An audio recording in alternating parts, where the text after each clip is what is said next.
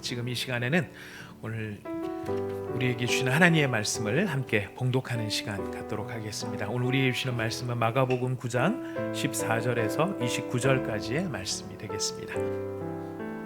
다 찾으셨으면 저와 여러분이 한 절씩 나누어서 읽겠습니다. 저희가 함께 나누어서 읽는 이 말씀은 지금도 살아계신 하나님의 말씀입니다. 아멘. 이에 그들이 제자들에게 와서 보니 큰 무리가 그들을 둘러싸고 서기관들이 그들과 더불어 변론하고 있더라. 온 무리가 곧 예수를 보고 놀라며 달려와 문안하거늘 예수께서 물으시되 너희가 무엇을 그들과 변론하느냐. 무리 중에 하나가 대답하되 선생님, 말 못하게 귀신 들린 내 아들을 선생님께 데려왔나이다. 귀신이 어디서든지 그를 잡으면 거꾸러져 거품을 흘리며 이를 갈며 그리고 파리해지는지라. 내가 선생님의 제자들에게 내쫓아 달라 하였으나 그들이 능히 하지 못하더이다. 대답하여 이르시되 믿음이 없는 세대여, 내가 얼마나 너희와 함께 있으며 얼마나 너희에게 참으리요. 그를 내게로 데려오라 하시매 이에 데리고 오니 귀신이 예수를 보고 곧 그 아이로 심히 경련을 일으키게 하는지라. 그가 땅에 엎드려져 구르며 거품을 흘리더라. 예수께서 그 아버지에게 물으시되 언제부터 이렇게 되었느냐 하시니 이르되 어릴 때부터니이다. 귀신이 그를 죽이려고 불과 물에 자주 던졌나이다. 그러나 무엇을 하실 수 있거든 우리를 불쌍히 여기사 도와주옵소서. 예수께서 이르시되 할 수 있거든이 무슨 말이냐. 믿는 자에게는 능히 하지 못할 일이 없느니라 하시니 곧 그 아이의 아버지가 소리를 질러 이르되 내가 믿나이다. 나의 믿음 없는 것을 도와주소서 하더라. 예수께서 무리가 달려와 모이는 것을 보시고 그 더러운 귀신을 꾸짖어 이르시되 말 못하고 못 듣는 귀신아, 내가 내게 명하노니 그 아이에게서 나오고 다시 들어가지 말라 하시매 귀신이 소리 지르며 아이로 심히 경련을 일으키게 하고 나가니 그 아이가 죽은 것 같이 되어 많은 사람이 말하기를 죽었다 하나 예수께서 그 손을 잡아 일으키시니 이에 일어서니라. 집에 들어가심에 제자들이 조용히 묻자오되 우리는 어찌하여 능히 그 귀신을 쫓아내지 못하였나이까. 이르시되 기도 외에 다른 것은 이런 종류가 나갈 수 없느니라 하시니라. 아멘. 오늘 우리에게 주신 본문의 말씀을 가지고 우리가 귀한 하나님의 뜻을 생각해 보려고 합니다. 여러분, 이렇게 우리가 갑작스럽게 닥친 상황, 이제 갑작스럽게 닥쳤는데 이제 벌써 4주째 저희가 접어들고 있습니다. 사실 여러분들 이런 상황이 닥치기 전까지 우리가 이제 이렇게 영상으로 아주 최소 인원만으로 예배를 드리고 성도님들은 가정에서 영상으로 예배를 드리는 이 일이 저는 길어도 한 두 주 정도면은 어느 정도 좀 정돈이 되지 않을까. 다 그렇게 예측을 했고 또 그렇게 얘기를 들어왔었습니다. 근데 이제 벌써 4주를 맞이하고 있는 이런 상황을 보면서 이게 지금 단기전으로 끝날까, 안 그러면 혹시 장기전으로 가는 것은 아닐까, 이런 생각도 해보게 되고요. 또 얼마 전에는 갑자기 머릿속에 예전에 봤던 영화, 제가 요즘 최근에 영화를 거의 못 봤는데 예전에 봤었던 영화 한 장면이 떠올랐습니다. 그 태극기 휘날며라는 영화의 한 장면인데요. 거기 보면은 장동건, 원빈, 이은주 씨 이런 사람들이 이제 등장을 하죠. 그 6월 24일 날 저녁 때까지 갑자기 찾아온 더위 때문에 계곡에서 이렇게 막 물장난치고 목욕하면서 더위를 식히는 그런 장면이 나왔는데 바로 그 다음 날 6.25 전쟁이 터져버린 거죠. 그리고 이 사람들은 그때 그 일이 한순간에 어떤 마찰, 국경 충돌, 아니 DMZ 충돌 이런 것으로 생각을 해서 이벤트처럼 지나가지 않을까 했는데 그 일이 3년을 이어지면서 그 가정에 불어닥친, 또 한민족에 불어닥친 그런 어려움들을 이렇게 우리가 보게 되었었습니다. 지금 우리 모두가 다 단기전으로 이 일이 끝나기를 바라는데, 정말 간절히 바라는데 이 일이 어떻게 될지는 사실 누구도 장담할 수 없는 그런 상황을 우리가 맞이하고 있습니다. 이 와중에 사람들의 모습들을 보면은 어떤 사람들은 이제 내가 가지고 있는 이 소유를 내가 안전을 보장을 받아야 되기 때문에 이 안전을 어떻게 지킬까, 내가 가지고 있는 소유를 어떻게 지킬까 하는 그런 염려와 두려움이 우리의 마음속에 찾아올 수 있고요. 또 그 중에 어떤 사람들을 보면은 이때가 기회다 해서 100년 만에 찾아온 이 기회에 부자가 되어 보세 이렇게 생각을 하시면서 어떻게 이 소유를 불려볼까 이런 생각을 또 관심을 갖는 분들도 있는 것을 보게 됩니다. 그러나 우리는 믿는 자로서 이 상황들을 음미를 해볼 때 우리가 기억해야 될 것은 지금 하나님께서 하나님의 일을 하고 계신다라는 사실을 우리는 먼저 인정할 필요가 있다고 생각을 합니다. 이 일들이 우리가 경험하는 것은 이런 상황적인 일들이지만 지금 하나님께서는 그의 거룩한 뜻을 이루시기 위해서 인간의 생각과 인간의 능력을 뛰어넘어 세계의 역사를 바꾸어가고 계시는 일을 하나님이 하고 계신다는 사실, 우리는 그것을 먼저 기억해야 할 것입니다. 바로 그런 하나님의 일하심을 우리가 믿는다라고 한다면 이러한 때 믿는 자로서 우리는 어떻게 반응해야 할 것인가, 오늘 본문을 통하여서 우리는 그 뜻을 살펴보고자 하는 것입니다. 오늘 본문 가운데 보면은 예수님께서 그 소년의 손을 잡아 일으키셨다라는 대목이 나옵니다. 우리가 그 손을 잡아 일으키셨다라는 것에 주제를 두어서 예수님께서 손을 잡아 일으키신 그 일을 기억하면서 손이라는 주제를 가지고 세 가지 대지를 가지고 오늘 말씀을 먼저 나누려고 합니다. 말씀을 나누고자 합니다. 첫 번째, 오늘 예수님께서 아이의 손을 잡아 일으키셨다라는 것을 기억하시면서 우리가 기억해야 될 것은 하나님 우리의 손을 잡아 일으켜 주옵소서라는 대지로 말씀을 생각합니다. 여러분 19절부터 27절까지의 말씀 굉장히 길기 때문에 다시 읽기는 좀 어렵습니다만 배경이 여기에 나와 있기 때문에 한번 같이 읽어보면 좋겠습니다. 제가 이 영상 예배로 드리는 분들이 많이 계신데 이 설교를 보통 때보다 더 짧게 하려고 생각을 하고 노력도 많이 합니다만 하면 할수록 자꾸 길어집니다. 제가 키가 커서 그런지 자꾸 길어지고 있어서 송구스러움이 있는데 또 한편으로 생각해 보니까 그런 생각도 들어요. 예배 빨리 끝나고 그럼 뭐 할 건데? 라고 생각을 해보면 결국 집에 계셔야 되는데 또 계속 어디 가시지도 못하실 것 같고 집에 계셔야 될 것 같은데 조금 길면 좀 어떨까 이런 생각도 한편에 듭니다. 여러분 이렇게 시간에 너무 구애받지 마시고요, 마음을 좀 편안하게 하시고 1월 기회 때 우리가 좀 말씀을 좀 잘 생각해 보면 또 어떨까 싶습니다. 여러분 19절부터 27절 좀 길지만 다시 한번 좀 읽어보도록 하겠습니다. 교독하지 않고 그냥 읽어봅시다. 시작. 대답하여 이르시되 믿음이 없는 세대여, 내가 얼마나 너희와 함께 있으며 얼마나 너희에게 참으리요. 그를 내게로 데려오라 하시매 이에 데리고 오니 귀신이 예수를 보고 곧 그 아이로 심히 경련을 일으키게 하는지라. 그가 땅에 엎드려져 구르며 거품을 흘리더라. 예수께서 그 아버지에게 물으시되 언제부터 이렇게 되었느냐 하시니 이르되 어릴 때부터니이다. 귀신이 그를 죽이려고 불과 물에 자주 던졌나이다. 그러나 무엇을 하실 수 있거든 우리를 불쌍히 여기사 도와 주옵소서. 예수께서 이르시되 할 수 있거든이 무슨 말이냐, 믿는 자에게는 능히 하지 못할 일이 없느니라 하시니 곧 그 아이의 아버지가 소리를 질러 이르되 내가 믿나이다. 나의 믿음 없는 것을 도와주소서 하더라. 예수께서 무리가 달려와 모이는 것을 보시고 그 더러운 귀신을 꾸짖어 이르시되 말 못하고 못 듣는 귀신아, 내가 내게 명하노니 그 아이에게서 나오고 다시 들어가지 말라 하시매 귀신이 소리 지르며 아이로 심히 경련을 일으키게 하고 나가니 그 아이가 죽은 것 같이 되어 많은 사람이 말하기를 죽었다 하나 예수께서 그 손을 잡아 일으키시니 이에 일어서니라. 이 소년의 이 형편 때문에 소년의 아버지가 예수님을 찾아와서 요청을 합니다. 소년의 아버지가 요청한 것은 몇 가지일까요? 뭐를 요청했다고 기억이 되십니까? 여러분 2번 읽으셨습니다. 짧은 시간 내에. 우리 생각에는 예수님 앞에 이 아들을 고쳐달라는 이야기 한 가지 요청을 한 것 같지만 여러분 찾아보시면 소년의 아버지는 2가지를 요청합니다. 22절에 보시면 우리를 불쌍히 여기사 도와주옵소서. 22절 끝에 그렇게 되어 있죠. 도와주옵소서. 근데 여러분 24절 끝에 부분을 보겠습니다. 24절 읽겠습니다. 시작. 곧 그 아이의 아버지가 소리를 질러 이르되 내가 믿나이다. 나의 믿음 없는 것을 도와주소서 하더라.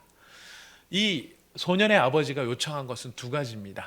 하나는 우리를 불쌍히 여기사 도와주소서고요. 2번째는 나의 믿음 없는 것을 도와주소서라고 이야기합니다. 예수님께서 그 말씀을 들으시고 예수님께서 일을 하십니다. 예수님은 어떻게 반응하셨냐면 더러운 귀신을 꾸짖어서 그 귀신을 쫓아내 주십니다. 말 못하고 못 듣는 귀신아, 내가 내게 명하노니 그 아이에게서 나오고 다시 들어가지 말라 말씀하십니다. 그랬더니 귀신이 예수님의 말씀에 순종합니다. 나가는데 그냥은 안 나가죠. 소리 지르고 아이로 심한 경련을 일으키게 하고 나갑니다. 그래서 그 아이가 죽은 것 같이 되어서 많은 사람이 말하기를 그 아이가 죽었다라고 말할 만큼 그 아이가 형편이 나빠진 것처럼 보이는 거예요. 사실 상당히 난감한 상황이죠. 그래서 어떤 분은 이 부분을 이렇게 설명을 하더라고요. 병원에서 수술은 잘 됐습니다. 그러나 안타깝게 환자분은 돌아가셨습니다. 이렇게 말하는 것처럼 귀신은 쫓겨났습니다. 그러나 이 아이는 죽었습니다. 마치 이런 느낌이 드는 것 같은 상황이 됐습니다. 바로 그럴 때 예수님께서 어떤 일을 하셨냐면 그 아이의 손을 잡아 어떻게 하셨어요? 일으키셨어요. 그랬더니 이에 일어서니라. 손을 잡아 일으키시니 이에 일어서니라. 이것은 예수님의 부활을 표현할 때 썼던 단어들이 여기에 그대로 들어가 있습니다. 예수님이 다시 일어서셨다라는 말씀이 부활하셨다라는 말씀이시죠. 예수님께서는 아버지의 요청을 따라서 그 소년에게 귀신을 쫓아내시고 거반 죽은 것 같은 이 소년을 다시 살려내셨습니다. 여러분, 이 아버지가 가진 난관은 우리가 보듯이 두 가지입니다. 두 가지 요청이 있었다는 것은 두 가지 난관이 있었다는 것이죠. 첫 번째 난관은 자신의 힘으로, 이 다른 평행 본문에 보면 이 아들이 그냥 아들이 아니고 외아들이에요. 하나밖에 없는 아들이에요. 이 아버지 입장에서는 이 아들이 얼마나 소중한 아들인지 몰라요. 근데 이 사랑하는 아들이 이런 험악한 지경에 빠져 있는데 안타까운 건 아버지로서의 무능력함이에요. 내가 너무너무 이 아들을 사랑하는데 이 아들을 위해서 해줄 것이 아무것도 없는 거예요. 온갖 병원을 다 다녀봤을 것이고 할 수 있는 것은 다 했을 텐데 그걸 도와주지 못하는 아버지로서의 무기력함, 무능력함. 바로 이런 답답함, 이 무능력함이 아버지의 첫 번째 난관, 이것이 눈에 보이는 난관이었다면 사실 더 근본적이고 눈에 보이진 않지만 더 큰 문제가 있었어요. 그것은 아버지의 고백을 통해서 나타납니다. 자신에게 무엇이 없다는 것이죠? 믿음이 없다는 것입니다. 눈에 보이는 이 귀신 들린 아들을 고치는 것이 굉장히 어마어마하게 크고 중요한 일이죠. 근데 눈에 보이는 일들이라 명확하게는 보입니다. 하지만 사실 더 심각한 문제는 그 자신에게 믿음이 없었다라는 사실을 깨달았다는 것입니다. 믿음이 없다는 게 무슨 뜻일까요? 예수님께서 지금 예수님과의 대화 속에서 우리가 이 사람에게 믿음 없다는 것이 무엇인지를 확인해야 되는데요.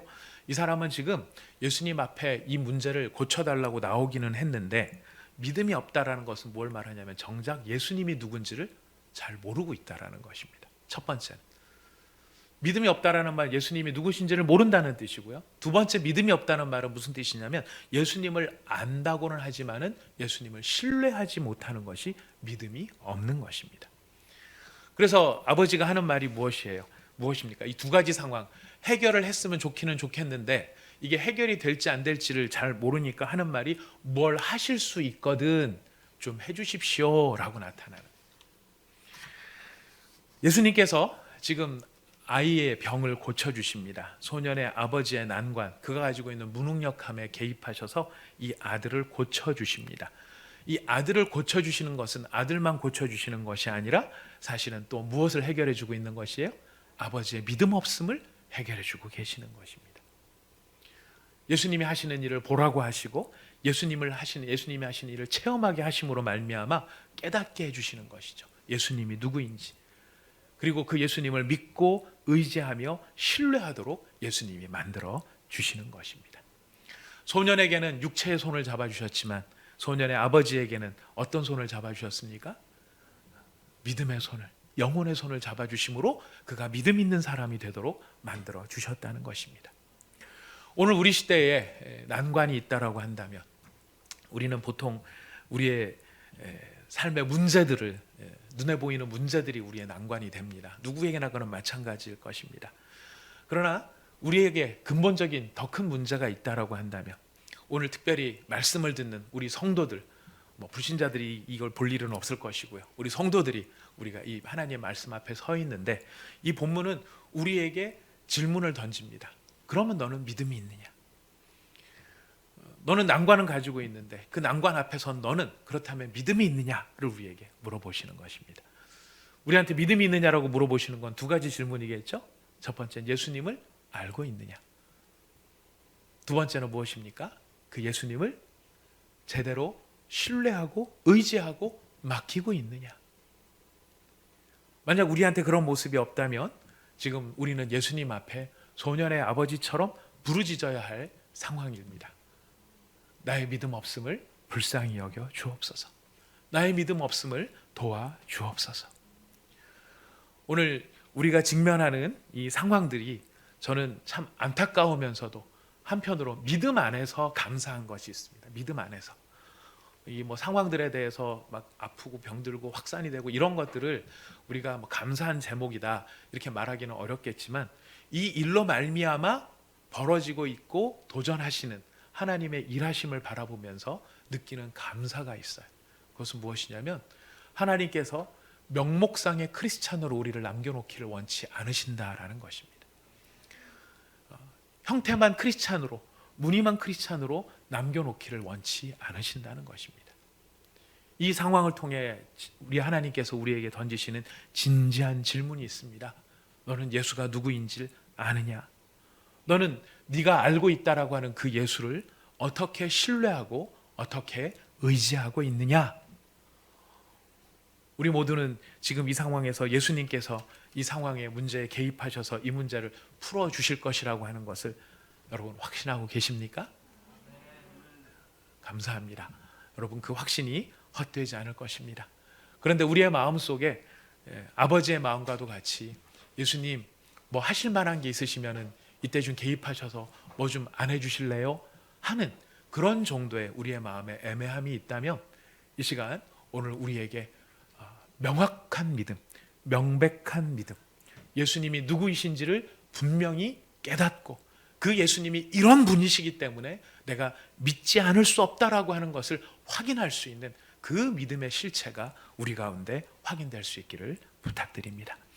여러분 예수님께서 이 사건을 지금 이 소년의 에게서 귀신을 쫓아내기 전에 예수님이 먼저 하셨던 일이 있어요. 우리가 읽진 않았는데 어제 본문이에요.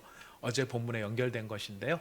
예수님께서 지금 어디에서 내려오셨냐면 산에서 내려오셨습니다. 근데 그 산은 어떤 산이었냐? 우리가 보통 성경에 변화산이라고 얘기를 해요. 산 이름은 안 나오는데 거기서 무슨 일이 있었냐면 예수님이 변화하신 거예요. 예수님의 영광의 본체가 드러나신 거예요. 그 영광의 본체를 바라보는 예수님의 제자들 세 사람이 넋이 나갈 정도로 예수님의 영광을 체험한 바로 그것, 그 장면이 바로 이 전에 나타나는 것이. 이 두 개의 사건이 어떻게 연결되느냐? 지금 예수님의 제자들은 예수님의 영광을 보고 왔어요. 근데 지금 예수님께서 고쳐주는 이 상황 속에 소년의 아버지는 예수님이 누구인지를 모르고 있는 거예요. 그러니 그 안에서 믿음이 없다는 것이 나타나고 있는 것이죠. 여러분, 우리가 믿는 예수님은 어떤 예수님입니까? 여러분, 예수님을 믿는 믿음으로 우리가 이 자리에 앉아 계시기도 하고 가정에서 예배를 드리기도 하시고 예수님의 이름으로 세례도 받으시고 예수님 때문에 제자 훈련도 받으셨습니다. 여러분 예수님을 어떤 분이라고 알고 계십니까? 또 어떤 분으로 믿고 있으십니까? 예수님은 하나님의 아들이십니다. 그의 영광과 그의 권세는 무궁하십니다. 예수님은 천지를 창조하실 때에 하나님께서 지혜로, 잠언에 보면 지혜로 창조하셨다 그러시고 요한복음에 보면 태초에 말씀이 계셨다고 하십니다. 말씀이셨던 하나님 예수님께서 그의 능력과 권세로 저 큰 어마어마한 은하계로부터 우리 눈에 보이지도 않는 저 미세한 세계까지 디테일하게 모든 것을 지혜로 창조하신 분이 우리 예수님이십니다.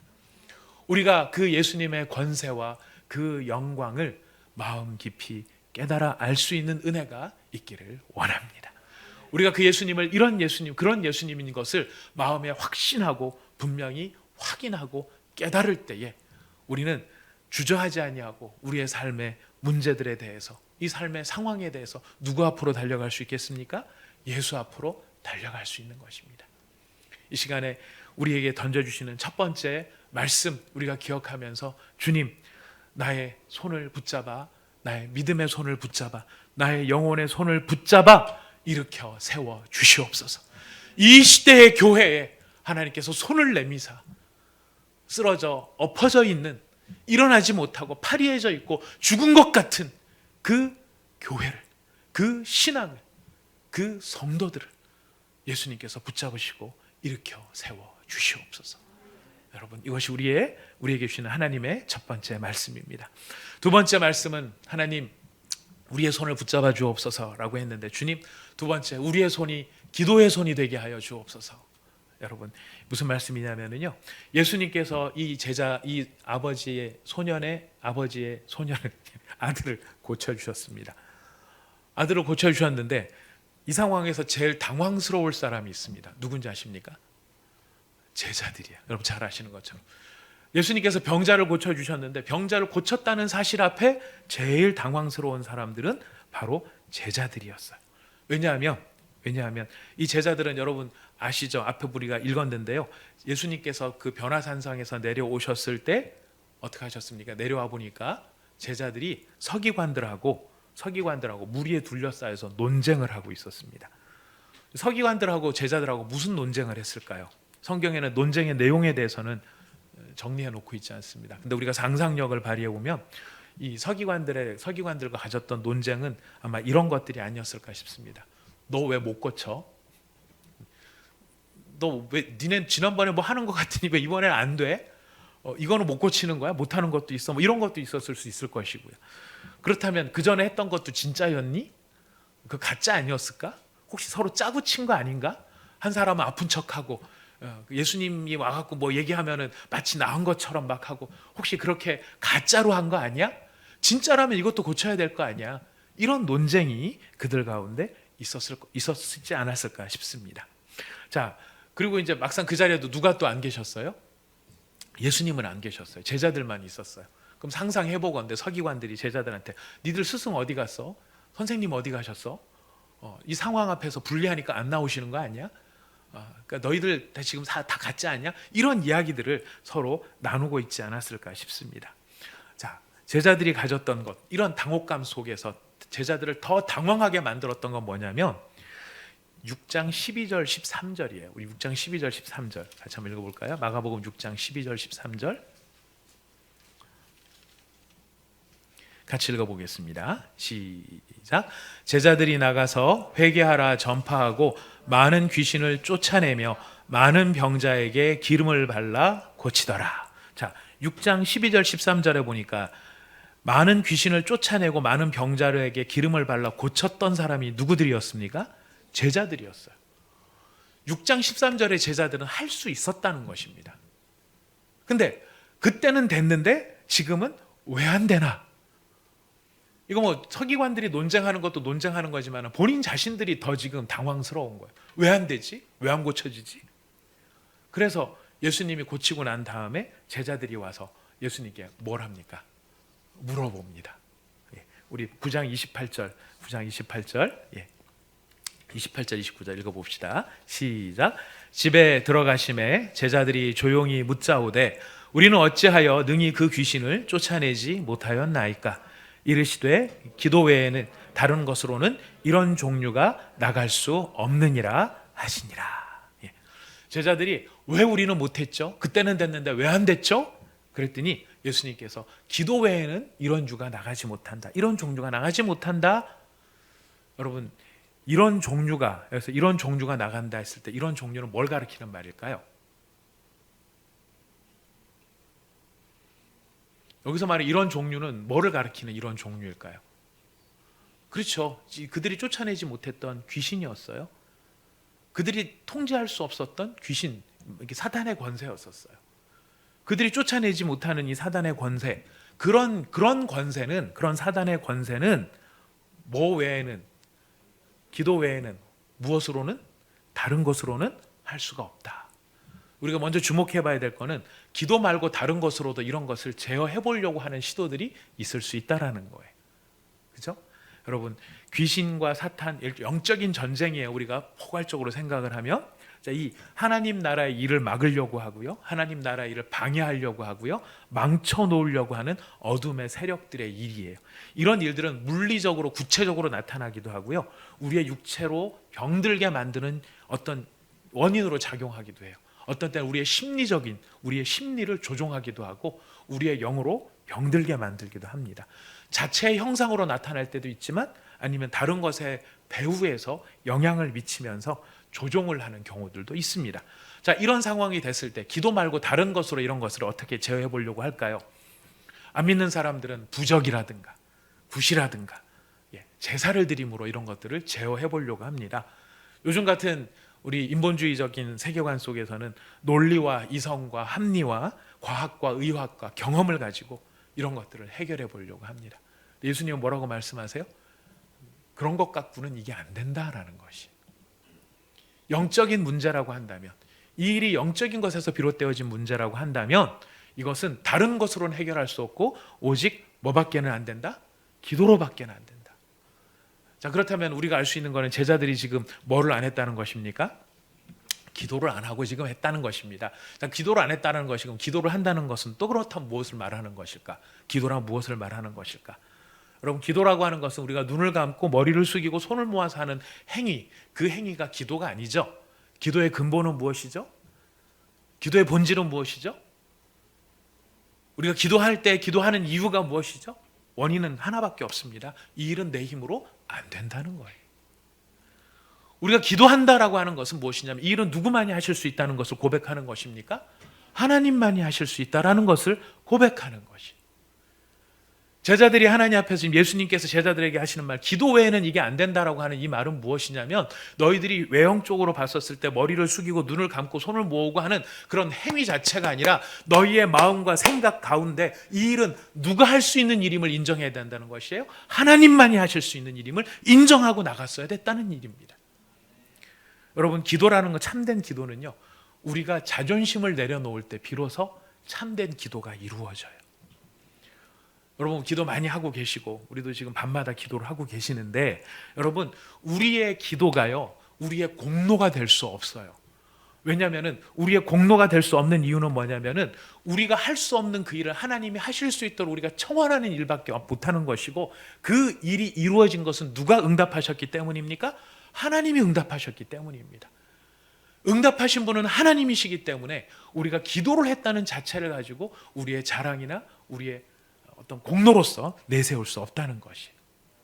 어느 목사님이 이렇게 너무너무 잘 설명을 하셨습니다.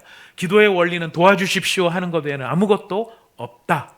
기도란 이것 때문에 하나님 앞에 나아가는 것이다. 내 신앙이 좋다는 의미로 나가는 것이 아니라 이거는 하나님만이 하실 수 있다는 것이기 때문에 하나님 앞에 나가는 것이다. 세상살이에서 자존심이 있는 한 거지 노릇은 하지 못한다. 참 재밌는 말이죠. 세상살이에서 자존심이 있는 한 거지 노릇은 못한다. 기도란 자존심이 없어진 다음에 진짜 할 수 있는 것이다. 그런데 오늘날 많은 성도들은 그 기도를 내 자존심을 채우는 데 사용하고 있는지 모른다. 기도했더니 문제가 해결이 되었어요 라고 하는 식으로 내가 기도했다라는 것을 드러내려고 하는 그게 바로 자존심을 높이는 일이죠. 진심으로 기도를 했는데, 나는 기도를 해서 이런 문제가 해결이 됐는데 너 왜 기도 안 해? 라고 말하는 것은 그 기도를 나의 방법으로 생각하고 있기 때문에 그렇다라는 것이죠. 여러분, 예수님께서 말할 때 기도 외에 이런 유가 나아갈 수 없다라고 하는 것은 기도가 우리의 자랑, 기도했다는 행위가 우리의 자랑이 될 수 없다는 것이죠. 그렇다면 초점은 어디에 가 있는 것입니까? 예수님이 말씀하실 때 기도 외에는 이 일이 이루어질 수 없다라고 했었을 때 초점은 어디에 가 있는 것이에요? 오직 누구만이 하실 수 있는 일이다? 하나님만이 하실 수 있는 일이다.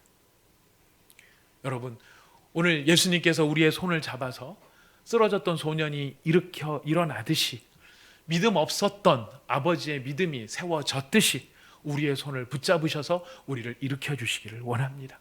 그리고 그렇게 일어난 우리의 손이 기도의 손으로 하나님 앞에 다시 드려질 수 있기를 원합니다.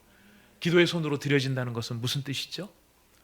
하나님, 이 일을 행하실 수 있는 분은 하나님밖에 없으십니다. 제자들은 이전에 내가 했기 때문에 이번에도 내가 할 수 있을 것이라고 생각했고, 이전에도 귀신을 쫓아냈기 때문에 지금도 내가 쫓아낼 수 있을 것이라고 생각했는지 모릅니다. 하지만 참된 기도의 정신은 하나님, 저는 아무것도 할 수 없습니다.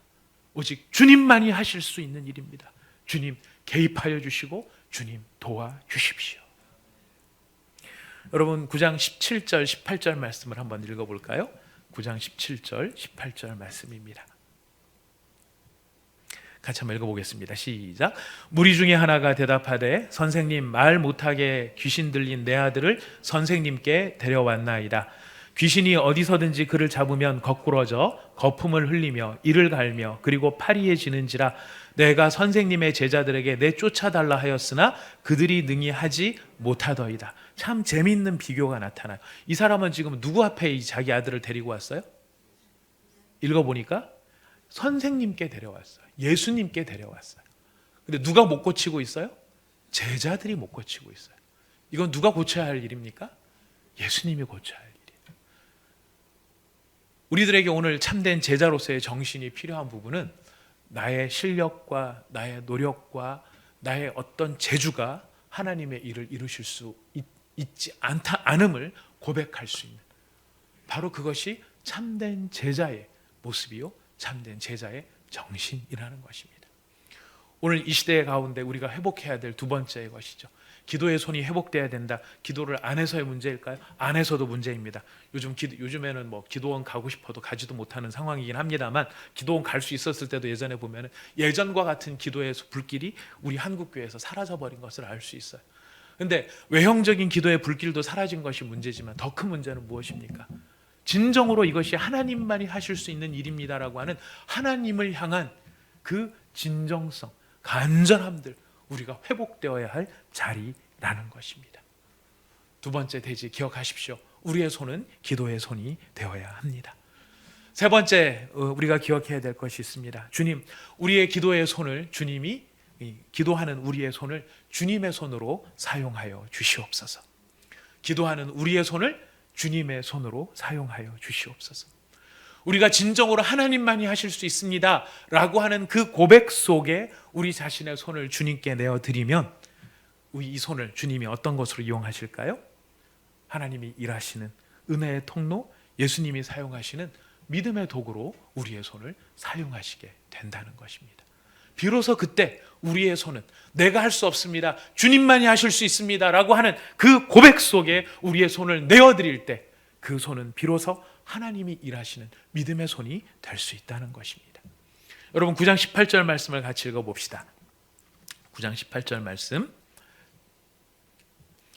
9장 18절 같이 읽어봅시다. 시작. 귀신이 어디서든지 그를 잡으면 거꾸러져 거품을 흘리며 이를 갈며 그리고 파리해지는지라. 내가 선생님의 제자들에게 내쫓아 달라 하였으나 그들이 능히 하지 못하더이다. 여러분, 제일 마지막에 있는 문장을 기억하십시오. 그들이 능히 하지 못하더이다. 23절을 가보겠습니다. 23절 말씀, 23절 같이 읽어봅시다. 시작. 예수께서 이르시되 할 수 있거든이 무슨 말이냐, 믿는 자에게는 능히 하지 못할 일이 없느니라. 자, 18절 말씀에 보니까 뭐라고 나와요? 능히 하지 못하더라 라고 되어 있는데, 23절에 예수님의 선언은 무엇입니까? 능히 하지 못할 일이 없느니라. 이 전환점이 어디에 있습니까? 믿는 자에게는 뭘 믿는 거예요? 1번에서 찾아봤습니다. 예수님이 어떤 분이신지 아는 것이고, 그 아는 예수님을 신뢰하는 것입니다. 예수님을 신뢰하기 때문에 내가 할 수 없는 일 하나님이 하실 수 있습니다 하는 것을 그 마음에 품는 것이 믿음입니다. 하나님이 하실 수 있음을 고백하는 그 고백이 있을 때에 18절에서는 능히 하지 못하더이다 하던 그 일이 23절에 이르렀을 때 어떻게 변화됩니까? 능히 하지 못할 일이 없느니라로 변화되는 것입니다. 오늘 말씀의 첫 장면은 굉장히 사실 안타깝게 시작을 합니다. 이 제자들하고 서기관들하고 논쟁하는 장면을 말씀을 드렸는데요. 제자들하고 서기관들하고 논쟁을 하고, 이 군중들은 그들을 애워싸서 싸움박질하는 거 구경하고 있습니다. 세상에 제일 재밌는 게 싸움 구경이라면서요. 싸움 구경을 하고 있었는지 모르겠습니다. 근데 그 중에 그 상황 속에 제일 안타까운 사람은 누굴까요? 소년의 아버지예요. 소년의 아버지. 거기에서는 변론만 있어요. 서기관들하고 제자들하고 변론만 있어요. 정작 아들을 고치기를 원하는 그 소년의 아버지의 답답함을 들어줄 사람은 없고, 그 문제를 해결해 줄 사람은 없는 것이. 저는 이 말씀을 묵상을 하면서 이 시대 상황 속에서 저 자신의 모습을 또 교회의 모습을 깊이 묵상해 보지 않을 수가 없었습니다. 혹시 우리 시대의 우리의 모습은 이와 같은 것이 아닌가? 도움을 바라고 고침을 바라고 해결을 바라면서 해결되지 않은 아들을 끌어안고 있는 아버지의 눈물이 있는데 그 눈물은 보지 못한 채 서로 간에 논쟁과 변론만을 일삼고 있는 그런 모습이 우리의 모습은 아닌가? 온갖 소문들을, 온갖 사정들, 온갖 상황들을 가지고 이런 얘기 저런 얘기들을 해대면서 그것이 마치 교회를 위하는 것이고 그것이 마치 뭐 잘하는 것인 것처럼 그렇게 생각하면서 교회가 오히려 안정이 되고 편안해지기보다는 아무것도 아닌 일들이 무슨 문제인 것처럼 그렇게 수군수군 거리는 우리 교회만의, 우리 교회 우리의 이야기가 아니죠. 우리가 경험하는 어느 교회라도 이런 상황이 없는 교회를 여러분 보신 적이 있으십니까? 변론만을 일삼고 있고 문제는 해결되지 않은 이 상황, 이 상황들 앞에 지금 정작 도움을 받아야 할 사람은 눈물을 흘리고 있는 이 무기력한 모습, 이 안타까움 어떻게 해결을 하면 좋겠습니까? 어떻게 해결을 해야 되겠습니까? 주님은 오늘 우리들에게 예수님의 손, 예수님이 우리의 믿음의 손, 영혼의 손을 붙잡아 일으켜 주셔야 된다고 말하고 있습니다. 그리고 우리 주님의 손을 붙잡고 일어난 손은, 우리의 손은 하나님 앞에 하나님이 하실 수 있습니다라고 하는 기도의 손으로 바뀌어야 한다는 것을 우리에게 알려주고 있습니다.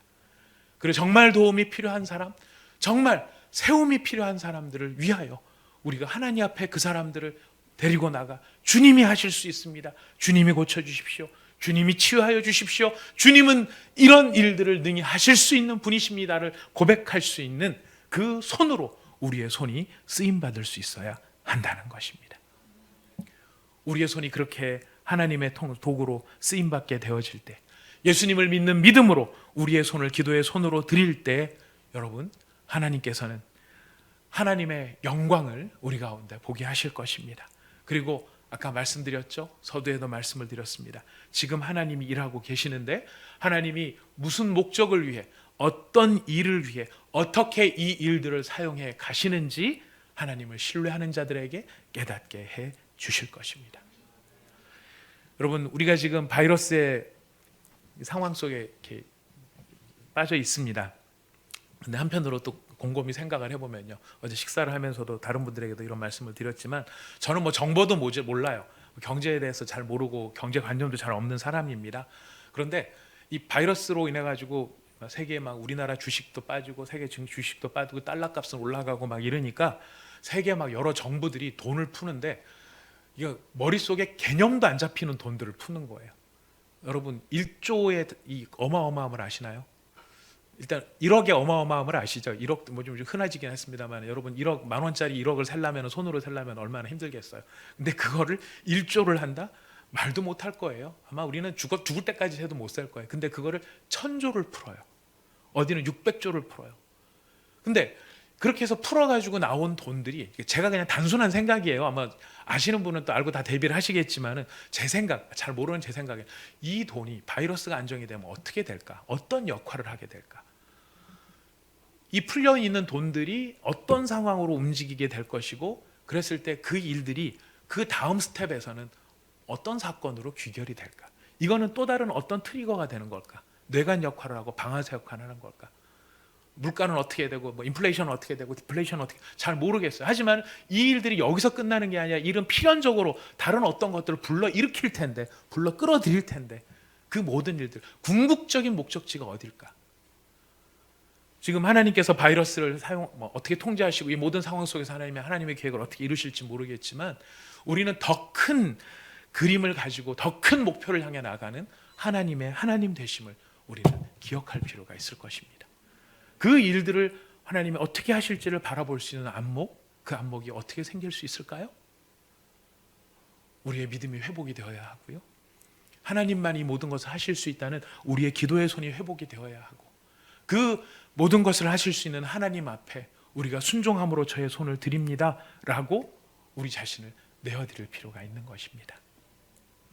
이런 상황 속에서 막 어떤 때는 좀 답답해요. 막 뭔가를 하고 싶은 마음이 막 들어요.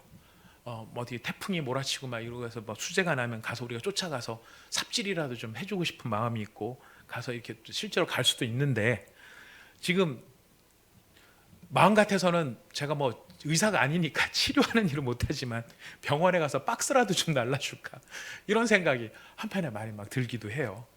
근데 마음만 그렇지 사실 지금은 어떻게 해야 되는 때입니까? 집에 가만히 있는 게 도와주는 때잖아요. 집에 가만히 있는 게 도와주는 때라서 참 뭘 해줄 수도 있는 게 아무것도 없나 하는 그런 참 답답함이 있어요. 그리고 또 어떤 또 우리가 이런 또 마음도 한편에 있어요. 우리가 믿음으로 나가면은 병 안 걸리고, 우리 믿음으로 나가면은 이런데 우리가 막 이 바이러스도 우리한테 꼼짝 못하는 거 아닐까 이렇게 생각을 합니다만, 여러분 믿음은 그런 게 아니에요. 그렇게 사용하시면 안 됩니다. 예수님의 마음으로 사람을 돕기 위해 봉사로 가면 병이 안 걸릴까요? 예수님의 마음과 성령에 충만해 갖고 방역 현장에 나가서 막 일을 하면은 그렇게 믿고 나간 사람들이 병에 걸릴까요? 안 걸릴까요? 걸릴 수도 있고 안 걸릴 수도 있어요. 걸릴 수도 있고 안 걸릴 수도 있어요. 근데 제 생각에는 아마 감염될 가능성이 상당히 높겠죠. 자, 그런데 여러분, 크리스찬의 마음은 어떤 마음인지 아세요? 이걸 기억하기를 원합니다. 크리스찬의 마음은 어떤 마음이냐면, 예수님의 마음을 가진 사람은요, 내가 병에 걸릴 수도 있고 걸릴 줄 알면서도 고난과 어려움에 처한 사람을 찾아가는 것이 크리스찬의 마음이에요. 우리가 믿음을 가지고 난 병에 안 걸려라고 하면서 병에 안 걸리니까 난 나가서 누군가를 도와줄 거야 이렇게 말하는 것이 믿음이 아니라요, 우리의 진짜 믿음은 무엇이냐면, 내가 나가서 이런 상황에 누군가를 돕다가 잘못하면 병에 걸릴 수도 있어, 아플 수도 있어, 힘들어질 수도 있어. 하지만 그럼에도 불구하고 고난에 처한 사람, 어려움에 처한 사람에 가서 고통받는 사람들을 조금이라도 위로해주고 도와주려고 하는 것이 바로 크리스찬의 마음이에요. 그 마음이 누구의 마음인지 아십니까? 예수님의 마음이고, 그 마음을 품었던 사람들이 누군지 아십니까? 선교사들의 마음이에요. 선교 현장에 가면 죽을 수도 있다는 걸 알면서도 가는, 바로 그것이 크리스찬의 마음. 오늘 우리 교회는 굉장히 난처한 상황에 처해 있습니다. 여러분 잘 아시죠? 좀 많은 분들이 방역에 막 몰두를 하고 있고, 또 바이러스에 걸렸는데 나도 몰라서 막 병을 옮기는 사람도 있고요, 증상이 있어서 고통을 당하는 분들도 계십니다. 그들의 수고가 헛되지 않기를 저희가 정말, 그리고 병이 빨리 나으시고 가능하면 돌아가시는 분들이 없었으면 좋겠어요. 매일 아침마다 기도합니다. 우리 매일 밤마다 기도합니다. 근데 바이러스 확산을 막기 위해서 우리 교회들도 굉장히 노력을 많이 해요. 어려운 결정을 내려서, 우리 교회도 그렇잖아요. 진짜 어려운 결정 내렸습니다. 한 달 뭐 이렇게 얼마나 더 갈지는 모르겠지만 교회 사역들을 최소한으로 줄이고 있는 상황입니다. 근데 제가 안타깝게 여기는 것은 무엇이냐면, 지금 상황이 마치 이제 그렇게 교회가 노력을 함에도 불구하고 교회의 주일 예배, 그 예배 때문에 방역에 심각한 문제가 있는 것처럼 많은 사람들이 생각한다는 것이에요. 몰아간다는 것이에요. 제가 어젯밤에 네이놈이 아니고 네이버에서 자료를 찾아봤어요. 최근 자료를 찾아봤어요. 그랬더니 확진자 수가 어젯밤, 또 오늘 또 뭐 어떻게 달라졌는지 모르겠지만 어젯밤까지 전체가 8,799명이었습니다. 근데 그 중에서 교회하고 성당이 직접 관련된 인원, 여기에는 잠입한 신천지 때문에 신천지로 인해서 그 주변에 다른 크리스찬까지 확진이 된 그런 피해까지 포함된 인원입니다. 그 인원이 모두 몇 명이냐면 145명이에요. 8,799명 가운데 신천지 때문에 전염이 돼가지고 병에 걸린, 그것까지 다 포함해서 크리스찬이 걸린 경우가 145명이에요.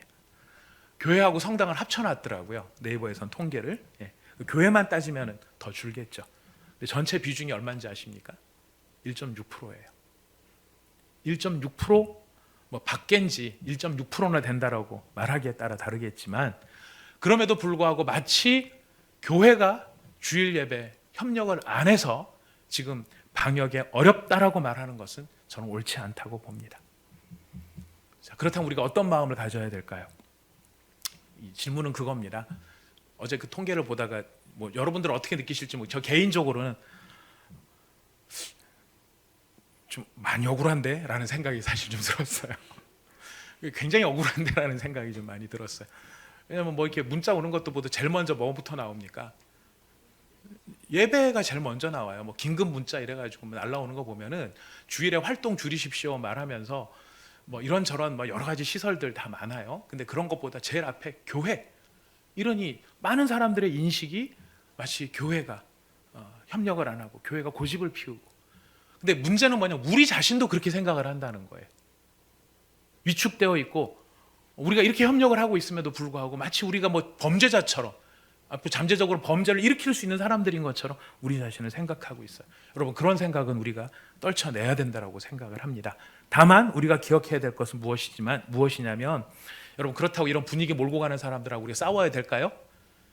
아니요, 그런 건 아니겠죠. 교회가 싸울 수는 없어요. 하지만 사실은 정확히 알고 계십시오. 여러분 사실들도 분명히 확인하시기 바랍니다. 상황이 어떠한지는 확인하시기 바랍니다. 그리고 대신에 우리가 이 상황 속에서도 예수님께서 내 손을 잡아 믿음으로 이렇게 세워주시고, 예수님은 하나님을 믿는 믿음 안에서 하나님은 능히 하실 수 있음을 믿는 믿음으로 우리가 기도의 손으로 우리 자신을 내어드린다면, 이런 상황 속에서 주님, 제가 예수님의 마음을 가지고 우리의 주변에 있는 사람들을 향해, 아픔을 가지고 있는 사람들을 향해 내가 무엇을 할 수 있을지 알게 해주십시오. 많은 사람들은 위축되고 얼어붙어요. 자꾸만 방어벽을 높여가요. 가까이 오는 것도 부담스러워요. 그래서 우리도 사실 누굴 도운다 그래갖고 돕는 것도 잘못하면 오해만 더 받을 수 있어요.